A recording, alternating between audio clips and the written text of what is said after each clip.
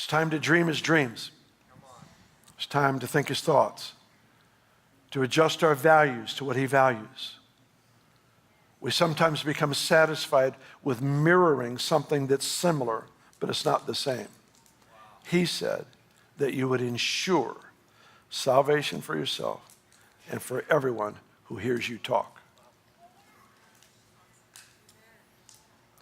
So here I want you to look at the challenge. It's all the way through the book of 1 Timothy, but we're going to start in chapter 1, and I'm just going to pick out certain verses just because I want it to be clear in our thinking before we get into the process that God's invited us into. Verse 4 says, don't give heed to fables, endless genealogies which cause disputes, rather than godly edification, which is in faith.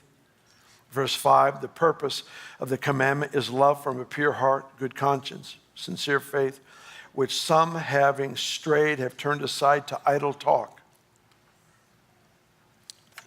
Do you hear what's being read here? Idle talk was a tool to disengage a person from a relationship with God and discovering why they were alive.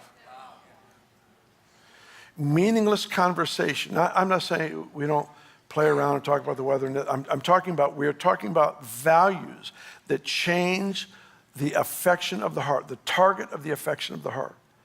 And Paul is giving a warning to a group of people that get wrapped up in conversation about the endless genealogies, that this qualifies you for this and this qualifies, all this stuff that just gets talked about sometimes in Christendom, that is just vain babbling. And he's saying, listen, it wars with the affection of your heart. And there's something profound about God revealing to you and me identity, purpose, destiny, and outcome or intended impact of our life. There's something about understanding what it is God has intended for us. And so every parent we've been summoned into this role to build a sense of identity into our children, our grandchildren. We hit this day after day after day. And in that, we identify purpose. This is why you're alive. The giftings that are in you were breathed in you by God himself. And these are the things that God has given you to do, to flourish in. All of this is important because you have a destiny. You have an intended destiny, but the destiny isn't the reason. It's the impact. It's that all would be saved. And so the Lord describes this life of abundance for us because of his heart to bring us into a place of sanctified affections where we are truly anchored into our reason for being. It's interesting to me, we come to the end of Timothy, and I'm jumping ahead of the story, but it just fits in here for me. At the end of the story, Paul says this.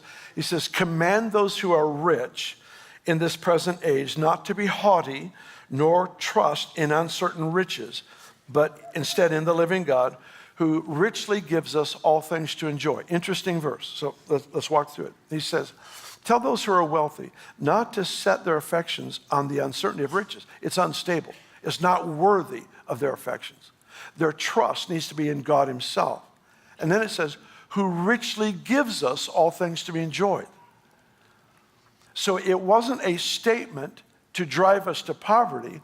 It was a statement to drive us to purpose. It's a statement, it's a revelation of purpose that is to drive us to connection. Because there's something about this passage. He says, it's the Lord who gives you these things. Here's the challenge. When God puts blessing in my life, if it does not endear me to him, then that blessing ends in that moment.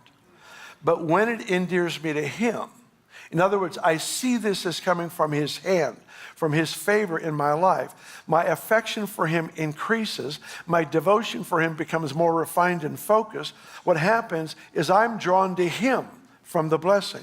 Now the blessing can continue to increase. But the moment the blessing ends, with me just enjoying a moment, a favor, an income, an increase, an open door, and it's all about me, the lifespan of that blessing ends in that moment. Proverbs puts it this way, he says, the Lord adds blessing to our life and he adds no sorrow to it. In other words, he gives us income without income tax.